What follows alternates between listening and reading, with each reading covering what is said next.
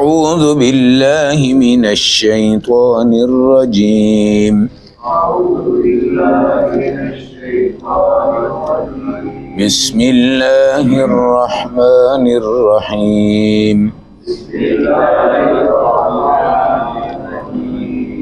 تلاوت کردہ آیات مبارکہ کا ترجمہ وَهُوَ الَّذِي اللہ کی ذات تو وہ ہے کہ مرج البحرین جس نے دو دریائے چلا دیے دریا ھذا عذب فرات ایک کا پانی میٹھا ہے وھذا ملح اجاج اور ایک کا پانی کڑوا اور نمکین مائل ہے وجعل بینہما برزخ اور اس میں ایک حجاب اور پردہ لگایا ہے وحجرن اور ایک رکاوٹ لگائی ہے محجورہ جو پکی پکی رکاوٹ ہے وَهُوَ الَّذِي خَلَقَ مِنَ الْمَاءِ بَشَرًا اور پانی سے یعنی نطفے سے اللہ نے بشر بنا دیا وَجَعَلَهُ نَسَبًا وَصِهْرًا پھر بشر کے بعد خاندان بنایا اور سسرال بنائے وَكَانَ رَبُّكَ قَدِيرًا اللہ تو ہر چیز پہ قادر ہے۔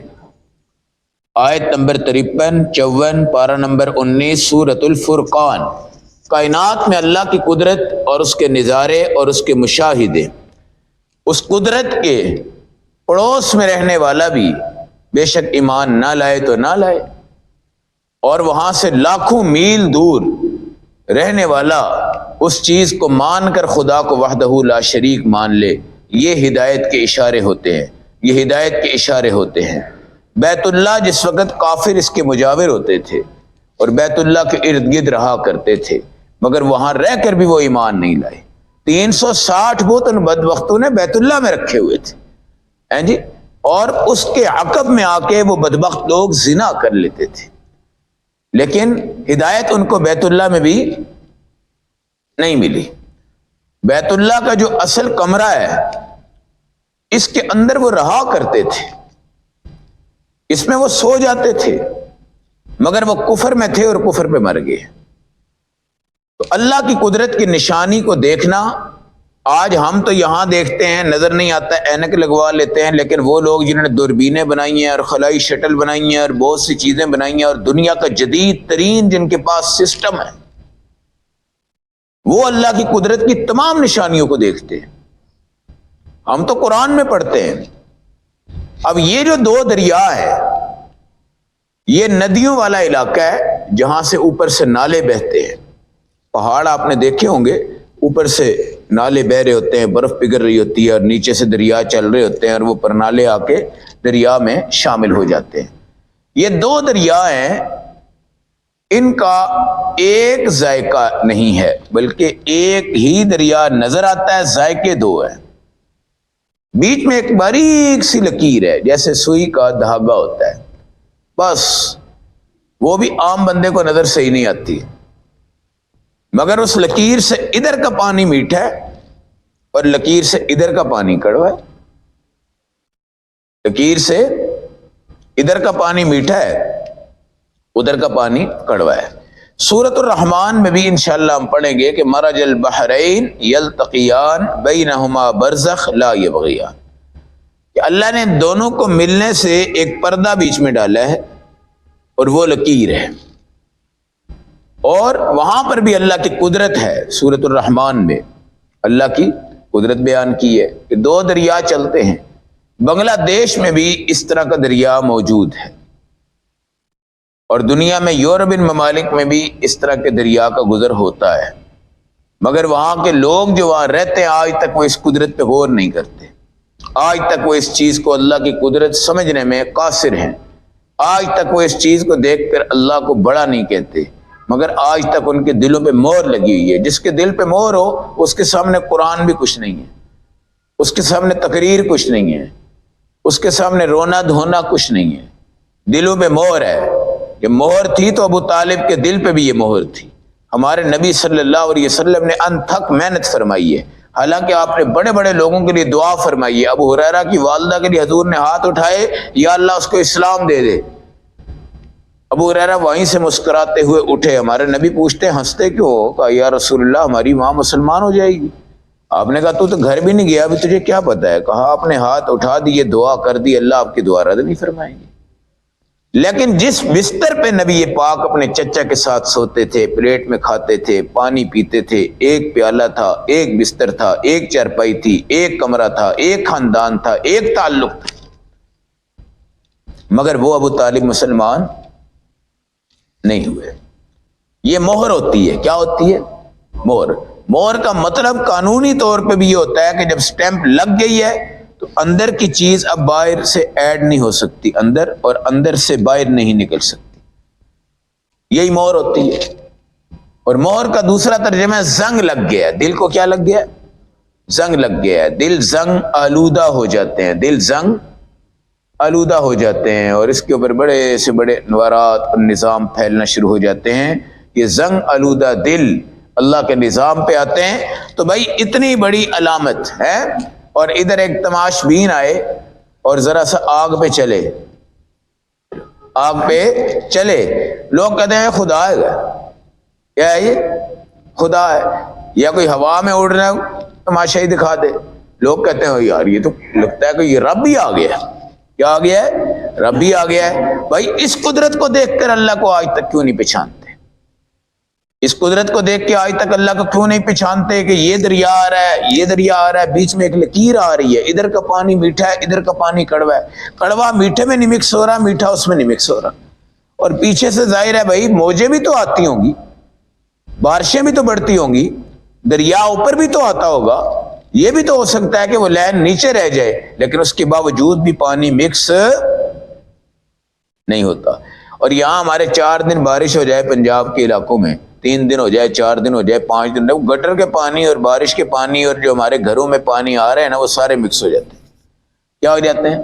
مکس ہو جاتے ہیں۔ تو اللہ کہتے ہیں دیکھو مرج البحرین، 2 دریا چل رہے ہیں، ھذا عذب فرات، ایک کا پانی میٹھا ہے، وھذا ملح اجاج، دوسرے کا پانی کڑوا ہے، وجعل بینہما برزخ، ان کے درمیان اللہ نے ایک لکیر بنائی ہے، رکاوٹ بنائی ہے، حجرا محجورا، جو پکی روک کر رہی ہے، ادھر کے پانی کو ادھر، ادھر کے پانی کو ادھر، کڑوے کو کڑوا، میٹھے کو میٹھا، جگہ ایک ہے، سطح ایک ہے، میدان ایک ہے، دریا ایک ہے، سب کچھ ایک۔ آج اللہ نے یہ نظام، یہ دریا اللہ کی بڑی قدرتیں ہیں، چھوٹے چھوٹے دریا ہیں، کون سے یہ بہت بڑے ہیں۔ سمندر کو آپ دیکھ لیں، اللہ کی کتنی بڑی قدرت ہے۔ یہ جو موجیں آتی ہیں اللہ کی، موج پھر موج پھر موج پھر موج پھر موج، اس کے اوپر پھر موج، یہ اللہ نظام چلا رہا ہے پورے سمندروں میں۔ کیا کچھ چھپا ہوا ہے نیچے، کتنی مچھلیاں یہاں پہ، کتنی چیزیں ہیں یہاں پہ۔ کئی لوگ بیچارے جہازوں میں چل رہے ہوتے ہیں، ان پہ اٹیک کر دیتی ہیں نیچے سے چیزیں اٹھ کے، کہیں جناب چھوٹے جہازوں پہ ہوتے ہیں، کہیں بڑے جہازوں پہ ہوتے ہیں، کہیں تراکیوں میں ہوتے ہیں، کہیں کشتیوں میں ہوتے ہیں، نیچے کی خلائی اندر سے کیا چیزیں ہیں اور کیا نہیں ہیں، کیا چیزیں اور کیا نہیں ہیں۔ موتی یہاں سے نکل رہے ہیں، مرجان یہاں سے نکل رہے ہیں، پتھر یہاں سے نکل رہے ہیں، سیپی یہاں سے نکل رہی ہے، تیل یہاں سے نکل رہا ہے، بہت کچھ یہاں سے نکل رہا ہے۔ ان سمندروں کو بھی اللہ نے ہمارے، جس طرح پاکستان کی عزت کا ایک تاج سمندر کے نام پہ ہے اور دریاؤں کے نام پہ ہے، اس طرح پوری دنیا میں اللہ نے یہ نظام دیا ہوا ہے کہ یہ سب اللہ کی قدرت کو پہچاننے کا ذریعہ ہے۔ بھائی اس پہ غور کرنا ہے، کیا کرنا ہے؟ اس پہ غور کرنا ہے۔ اور آج ہم ڈیم سے محروم ہیں۔ ڈیم سے کیا ہے؟ محروم ہے۔ ایوب خان کے دور میں اس کو اللہ نے عقل و سمجھ دی تھی، اس نے وہ جو تھوڑے سے ڈیم بنا دیے ہیں نا، اگر وہ ڈیم بھی نہ ہوتے تو آج ہم بالکل خالی ہاتھ ہوتے، آج ہم بالکل خالی ہاتھ ہوتے۔ اگر وہی سوچ آج تک رہتی تو ہم ڈیموں کے بادشاہ ہوتے، اور اس وقت ہمارے پاکستان میں بجلی کی شہنشاہی ہوتی، بادشاہت ہوتی، اور خدا کی قسم ہم آنکھ مچولی کے چکر میں بجلی کے پیچھے نہ پڑتے۔ یہ ڈیم بھی اللہ کی قدرتیں ہیں، دریا بھی اللہ کی قدرتیں ہیں، فلاں آدمی ہے، فلاں جگہ ہے، اور وہ پانی چھوڑ رہا ہے، وہ پانی روک رہا ہے، وہ یہ کر رہا ہے، وہ کر رہا ہے۔ پانی پہ جنگیں ہوتی تھی پہلے، کیا ہوتی تھی؟ پانی پہ جنگیں ہوتی تھی، اور آج بھی یہ جنگ جو ہے پانی پہ ہی چل رہی ہے ہمارے پڑوسی ملک کے ساتھ۔ کسی نہ کسی سطح پہ معاشی جنگ تو چل رہی ہے ہماری، معاشی جنگ تو۔ اور قرآن کہتا ہے خلق من الماء بشرا، ایک نطفے سے بشر پیدا کیے، گندا نطفہ ہے بھائی یہ، بادشاہ بھی اس نطفے سے پیدا ہوتا ہے، وزیر بھی اس سے ہوتا ہے، ایک چوڑا جو صفائی والا ہے نا وہ بھی اسی نطفے سے پیدا ہوتا ہے، ایک کرسچن، ایک ہندو، ایک سکھ، ایک یہودی، ایک بادشاہ، ایک وزیر، بیوی اور ماں، ہجڑا، خسرا، یہ تمام کس سے پیدا ہوتے ہیں؟ نطفے سے پیدا ہوتے ہیں۔ لیکن اللہ نے ہمیں انسان بنا دیا، نطفے سے بنا کے انسان بنا دیا۔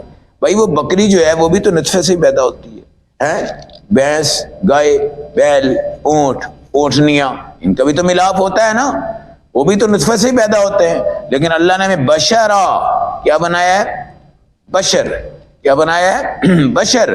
اور بشر والی صفات ایسی دی ہیں دین والی کہ فرشتوں سے بھی یہ بشر اونچا ہو جاتا ہے اگر یہ اللہ کے دین پہ چل جائے۔ کیا ہو جائے؟ اللہ کے دین پہ چل جائے۔ اور اگر اللہ کے دین پہ نہیں چلتا تو یہ خنزیر سے بھی بدتر ہو جاتا ہے۔ اولئک کالانعام، یہ چپائے کی طرح ہے، بل ہم اضل، بلکہ اس سے بھی نیچے ہے، بلکہ اس سے بھی کیا نیچے ہے، اس کی کوئی حیثیت نہیں ہے۔ فجعلہ نسبا، پھر اللہ نے اس کو ایک خاندان دیا، خاندان، پہلا خاندان حضرت حوا، حضرت آدم، پھر حابیل، پھر قابیل، پھر ان کی بہنیں، پھر شیس، پھر حزقیل، پھر بڑے بڑے اس کے بعد نام، پھر آگے پیغمبروں کا سلسلہ، حسب و نسب چلتا رہا، باپ بیٹا، پوتا، نواسا، بھانجا، بھتیجا، جی یہ تمام چیزیں، سالی، یہ تمام چیزیں، بہنوئی، بہنیں ہیں، خالائیں، چچا، چچیاں، پھوپھیاں، یہ آپ کا خاندان ہے۔ آپ اس جگہ بیٹھ جائیں، آپ کی نظریں آپ کے خاندان پہ ہیں، آپ کے چچا آپ کے خاندان ہے، پھوپھی آپ کی خاندان ہے، خالہ آپ کا خاندان ہے، ماموں آپ کا خاندان ہے، بھتیجا آپ کا خاندان ہے، بھانجا آپ کا خاندان ہے، پھر ان کے بچے، پھر ان کے بچے، پھر ان کے بچے، پھر ان کے بچے۔ یہ خاندان کیا ہے؟ روٹی تو اپنی کھا رہے ہیں سارے، گھر تو اپنا سب نے بنایا ہوا ہے، مگر ایک خاندان کی قوت ہے، ایک خاندان کے اندر عزت ہے، ایک خاندان کی پاور ہے۔ خاندان آپ کا چاہے امریکہ بیٹھا ہوا ہے، چاہے چترال ہے، چاہے کشمیر ہے، چاہے جس جگہ بھی ہے، آپ کا سگا بھائی ہے، آپ کی سکی بہن ہے، وہ اپنے اپنے کام پہ ہیں، اپنے اپنے معمولات پہ ہیں، اپنے اپنے نظام پہ ہیں، لیکن اللہ نے ایک جوڑ ایسا بنایا ہے کہ خون کے رشتے ہیں اور بندہ بڑا پرسکون ہوتا ہے۔ کیا ہوتا ہے؟ آپ دیکھیں آپ کی بہن جب گھر پہ آتی ہے، آپ کی خوشی کا انداز کچھ اور ہوتا ہے، آپ کا بھائی جب آتا ہے خوشی کا انداز کچھ اور ہوتا ہے، آپ کی بہن ہے، شادی ہو گئی، اس کے پھر بچے آ گئے، آپ کے بھانجے بن گئے، آپ کی خوشی کا انداز کچھ اور ہے، بہن آپ کی گئی آگے، آپ ایک بندہ آپ کا بہنوئی بن گیا، اس کا انداز کچھ اور ہے، آپ کی اپنی شادی پہ ایک ساس بنتی ہے، پھر سسر بنتا ہے، پھر اس کے بعد آپ کے سالے بنتے ہیں، پھر آپ کی سالیاں بنتی ہیں، پھر آگے ان کے بچے بنتے ہیں، سب کا ایک عجیب سا تاثر ہے، سب کی ایک عجیب سی محبت ہے، سب کا ایک عجیب سا نظام ہے، اور محبت کو اللہ نے بانٹا ہوا ہے۔ کس کو بانٹا ہوا ہے؟ محبت کو اللہ نے بانٹا ہوا ہے۔ سحرن، پھر دمادی رشتے ہیں، آپ بڑے ہیں، آپ کی شادی ہو گئی، پھر آپ کے بچے بڑے ہیں، ان کی شادی ہو گئی، پھر آپ کے پوتے بڑے ہوئے، ان کی شادی ہو گئی، ان کا سسرال، اس بچے کا سسرال، اس بچے کا سسرال، اس بچے کا سسرال، اس بیٹی کا سسرال، اس بیٹی کا سسرال۔ لوگ کیا کہتے ہیں؟ او یار سنبھالنا بڑا مشکل ہے برادریوں کو۔ کس کو؟ برادریوں کو۔ او بھائی وہ بھی تو ہمیں سنبھال رہے ہیں کہ نہیں سنبھال رہے؟ جہاں سے رشتے ہم نے کیے ہیں وہ بھی ہمیں سنبھال رہے ہیں، جہاں سے رشتے ہم نے کروائے ہیں ہم نے بھی ان کو سنبھالنا ہے۔ یہ اگر برادری بن گئی ہے تو یہ ہماری طاقت بھی ہے، یہ اگر برادری بن گئی ہے تو ہماری عزت بھی ہے، یہ ہمارا نسب بھی ہے، ہمارا حسب بھی ہے، ہمارا تعارف بھی ہے، ہمارے خاندانی عزتیں، خاندانی عزتوں کا معیار بھی انسان کے دین پہ ہوتا ہے۔ کس پہ ہوتا ہے؟ خاندانی عزتوں کا معیار۔ اب یہ تمام چیزیں ایک نطفہ ہے۔ کیا ہے؟ ایک نطفہ۔ باپ ہے، پیداوار نطفے سے ہے، دادا ہے، پیداوار نطفے سے ہے، بیٹی ہے، پیداوار نطفے سے ہے، نواسی ہے، پیداوار نطفے سے ہے، سسر ہے، پیداوار نطفے سے ہے، ساس ہے، پیداوار نطفے سے ہے، پڑوسی آپ کا ہے، پیداوار نطفے سے ہے، ملازم آپ کا ہے، پیداوار نطفے سے ہے، اسمبلی کا بادشاہ ہے، پیداوار نطفے سے ہے، سکندر اعظم دنیا میں گیا ہے، پیداوار نطفے سے ہے، اصحاب کہف آ کے گئے ہیں، پیداوار ان کی بھی کیا ہے؟ نطفے سے ہے۔ اور یہ جتنے بھی پوری دنیا کے اندر بادشاہ مسلمان گزرے، حضرت سلیمان ہیں، داؤد ہے، پیغمبر ہیں، نبی ہیں، رسول ہے، صحابہ ہیں، ایک نطفے سے پیدا ہوئے ہیں۔ کس سے پیدا ہوئے ہیں؟ نطفہ گندا ہوتا ہے، نطفہ اگر جسم پہ پڑا ہو تو غسل فرض ہو جاتا ہے۔ نطفے کو نجس چیز کہا گیا ہے، گندی چیز کہا گیا ہے، مگر اللہ نے اس گندے نطفے سے آج ہمیں کون سے رتبے تک پہنچایا ہے؟ اب ہمیں اپنی اوقات اگر یاد رکھنی ہو تو یہ نوٹ ہے ہماری اوقات، یا یہ گاڑیاں ہماری اوقات ہیں؟ بھائی اوقات وہ ہے جو حضرت عمر نے غلام سے کہی تھی۔ جب آپ جہاد کی فتح کے بعد مدینہ میں داخل ہونے لگے تو حضرت عمر نے غلام سے کہا تو سواری پہ بیٹھ، میں اس کی لگام پکڑ کے چلتا ہوں۔ اس نے کہا حضرت آپ تو خلیفہ ہیں، آپ تو فاتح ہیں، سپہ سالار ہیں، آپ شہر میں ہوں اور آپ سواری پہ ہوں اور میں لگام پکڑوں؟ کہا نہیں، تو بھی نطفے سے بنا ہے، میں بھی نطفے سے بنا ہوں، ماں کے پیٹ سے تو بھی انسان ہے، ماں کے پیٹ سے میں بھی انسان ہوں۔ یہ دنیا کی تقسیم ہے، دنیا کی تقسیم ہے کہ آپ مالک بن جاتے ہیں، وہ نوکر بن جاتے ہیں، خادم بن جاتے ہیں۔ جی یہ جتنے ہمارے ملازم ہوتے ہیں بھائی، یہ سب نطفے کی پیداوار ہے، ہم بھی نطفے کی پیداوار ہے۔ ہماری ان کے اوپر ترجیح کیا ہے؟ ہمیں یہ سوچنا ہے کہ میری اس کے اوپر کون سی بنیاد پہ ترجیح ہے۔ تو آخری حرف ہمیں یہ سمجھ آتا ہے کہ میں 50 کروڑ کا مالک ہوں اور یہ 25,000 تنخواہ لیتے ہیں۔ یہ ہماری ایک سوچ ہے کہ یہ ہم سے نیچے، ہم اس سے اوپر ہیں۔ کس چیز میں اوپر ہیں؟ ہو سکتا ہے کہ وہ نماز کی رکھتے ہیں آپ سے زیادہ پڑھتا ہو سکتا ہے کہ وہ قرآن کی تلاوت آپ سے زیادہ کرتا ہو سکتا ہے کہ پیر اور جمعرات کو بیچارہ روزے بھی رکھتا ہو سکتا ہے کہ اللہ نے اس کو عمرے کی توفیق دی اور آپ کو توفیق نہیں ملی، اللہ نے اس کو حج کی توفیق دی اور آپ کو نہیں ملی، ہو سکتا ہے کہ اس کے بچے قرآن کے حافظ ہوں، ہو سکتا ہے اس کی بیٹی کوئی عالمہ ہو سکتا ہے یہ تمام چیزیں موجود ہوں۔ تو کیا ہم اس بنیاد پہ کہ میں 50 کروڑ کا مالک ہوں، یہ 25,000 روپے تنخواہ لیتا ہے، یہ میرا ملازم ہے، میں اس کا مالک ہوں، اگر وہ آپ کی ڈیوٹی کر کے رب کی بھی ڈیوٹی کرتا ہے اس کے دگنے اجر ہیں۔ کتنے اجر ہیں؟ دگنے اجر ہیں۔ فجعلہ نسبا سحرا، خاندان بن گیا، سسرال بن گئے۔ وکان ربک قدیرا، تو سسرال کی بھی عزت وہ کرو جو باپ کی عزت کرتے ہو، ساس کی عزت وہ کرو جو ماں کی عزت کرتے ہو۔ آپ کے گھر میں اگر کوئی لڑکی بیوی بن کے آتی ہے تو آپ کی بہن کسی گھر میں بیوی بن کے جائے گی۔ اگر آپ اپنی بچی کے ساتھ چاہتے ہیں کہ اچھا سلوک کرے، یہ شہزادی بن کر رہے، مقدس رشتے میں رہے، پاورفل رہے، اس کا کنٹرول رہے، اس کا ہولڈ رہے، اس کو ایک عزت اور رسپیکٹ ملے، تو اس کے لیے کیا ہے؟ آپ اگلے کی بچی کو رسپیکٹ دیں، آپ اس کو عزت دیں، آپ اس کے معیار کو اچھا سمجھیں، آپ اس کے نام، اس کے کام، اس کے مشورے اچھے سمجھیں، آپ اس کو یہاں شہزادی بنا کے رکھیں، آپ کی بچی وہاں شہزادی بن کے رہے گی۔ اگر آپ نے اس کو کہا جناب یہ تو میری بہو ہے اور یہ ہے اور وہ ہے، اور اس کو اپنی جوتیوں کے نیچے روندنے کی ہم نے کوشش کی ہے، ساس سسر یہ ماں باپ ہیں، یہ ماں باپ ہیں۔ یہ نہیں ہونا چاہیے کہ ساس سسر آئے تو ہم اپنے ماں باپ کو ڈھیلا کر دیں، یا پھر اپنے ماں باپ کی طرف اتنا رجحان رکھیں کہ ساس سسر کی کوئی رسپیکٹ نہ ہو، اس کی بھی عزت، اس کی بھی عزت۔ خاندان بڑھ گیا ہے تو عزت کا مقام بھی بڑھ گیا ہے، رشتے بڑھ گئے ہیں تو عزت کا مقام بھی بڑھ گیا ہے۔ پھر ہم یہ بھی ایک ہماری کمزوری ہے کہ 4 بچے ہیں، 4 کی ہم نے شادیاں کی ہیں، 2 کے بچوں سے پیار کرتے ہیں، 2 کے بچوں سے پیار ہی کوئی نہیں کرتا۔ اب اس کا دل دکھ رہا ہوتا ہے بیچارے کا۔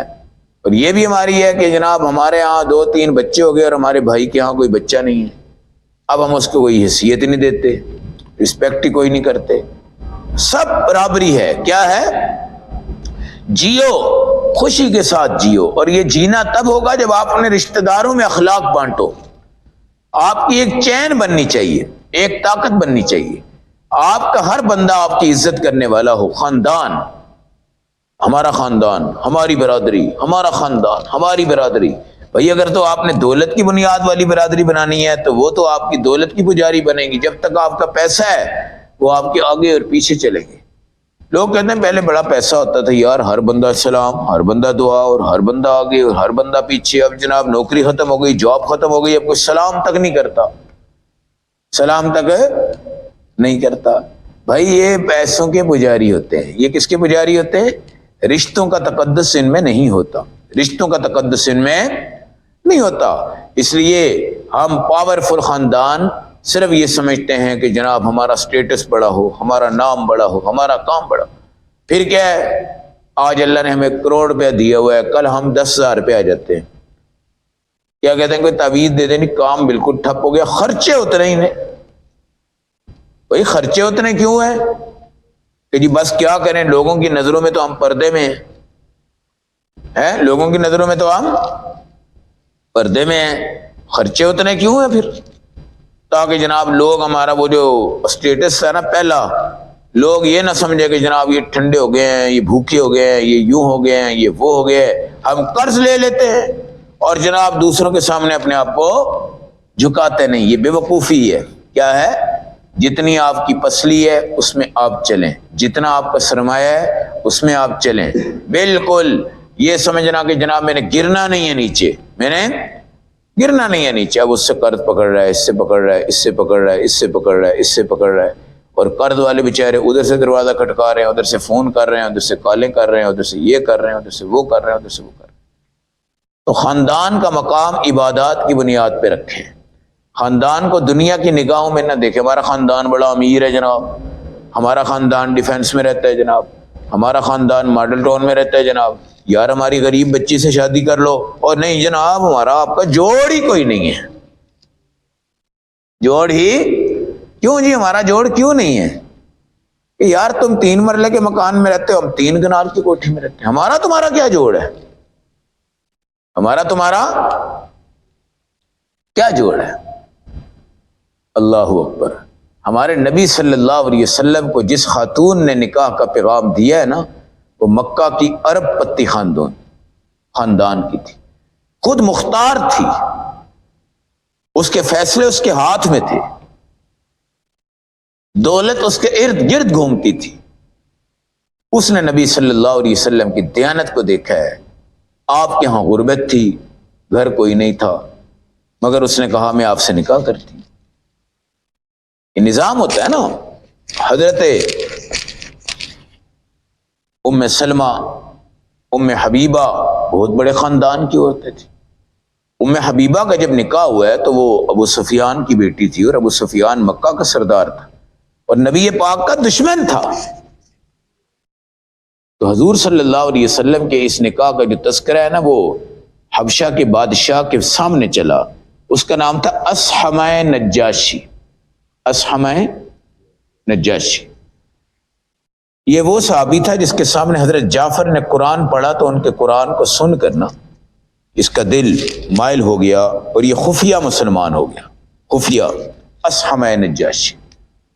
اس کو پتا چلا کہ نبی کریم صلی اللہ علیہ وسلم نکاح کی رغبت رکھتے ہیں ام حبیبہ سے، لیکن یہ تو بہت بڑے سٹیٹس کے مالک ہیں، یہ تو ابو سفیان کی بیٹی ہے، یہ تو بہت بڑا خاندان ہے مکہ کا، وہ سردار ہے، اور نبی تو یتیم ہے۔ بیچ میں وہ انوال ہوا، اس نے یہ نکاح کروایا۔ ظاہر ہے بادشاہ سے بات کرتا ہے، پھر مہر بھی اس نے ادا کروایا۔ سب سے بڑا مہر سیدہ ام حبیبہ رضی اللہ تعالیٰ عنہ۔ یہ کہتے ہیں نا شرعی مہر کتنا لکھنا ہے، شرعی مہر لکھ دو درزاق صاحب، شرعی مہر لکھ دو۔ آج ایک بندے کا نکاح تھا یہاں پہ، تو کہنے لگا جی 5000 روپیہ، اس کی بچی حافظہ اقرا سے حافظہ بنی ماشاءاللہ۔ کہنے کا یار بس، کہتا شرعی لکھنا ہے نا، شرعی۔ او میں کہ یار 5000 ان کیڑی شریعت دا مہر ہے؟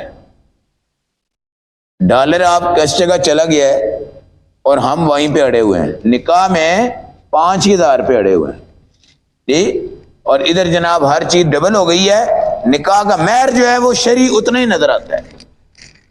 ام حبیبہ رضی اللہ تعالی عنہا کا یہ جو مہر بنتا ہے نا، یہ 5 لاکھ روپے سے اوپر ہے۔ اس سے اوپر ہے؟ اور سیدہ فاطمہ رضی اللہ تعالیٰ عنہ کا جو مہر ہے وہ 2.5 لاکھ سے اوپر ہے، 2.5 لاکھ سے اوپر ہے۔ اب شری کرتے کرتے 5000 کی کوئی حیثیت ہے؟ یار مہر کو مضبوط رکھیں، اتنا مضبوط رکھیں کہ وہ ہماری بچی کو بازار کے کھلونا اور گڑیا نہ سمجھے کہ یہ کون سی لڑکی ہے جناب 5000 روپیہ دینا ہے، پھٹ جا چل جتنے مرضی جا۔ اس کے اوپر مہر کا ایک طاقتور نظام ہونا چاہیے، اور نہیں جی رشتہ داری کر رہے ہیں جی ہم نے کیا اس میں مہر رکھنا ہے کیا؟ بھائی تم اپنی بچی کو تحفظ کیوں نہیں دیتے؟ ہمارے نبی نے کہیں نہیں دیا 5 لاکھ روپے مہر، 2.5 لاکھ روپے مہر، کیوں؟ نبی پاک کے پاس کوئی اتنا بڑا سرمایہ تھا نہیں تھا، لیکن آپ نے امت کی عظمت کو اٹھایا ہے۔